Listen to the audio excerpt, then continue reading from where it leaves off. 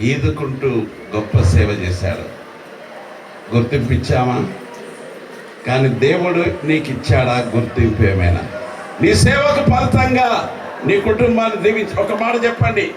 నీ పిల్లలను చెప్పు ఇన్ని కష్టాలు పడ్డా సేవలో నా దేవుడు మాత్రం నన్ను విడవలేదు, ఎడబాయలేదు, నన్ను పట్టుకున్నాడు, నా కుటుంబాన్ని ఇంతగా దీవించాడు. ఒక మాట చెప్పండి. ఆ మాట ఇంతకుముందే చెప్పాను.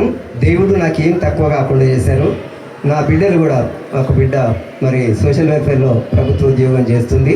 ఇంకొక కుమారుడు మరి ప్రెస్ రిపోర్టర్గా పనిచేస్తుండు సంగారెడ్డిలో.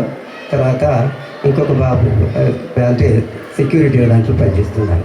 దేవుడు దేవుడు తన సేవకులను ఎప్పుడు చేయి వదలడు.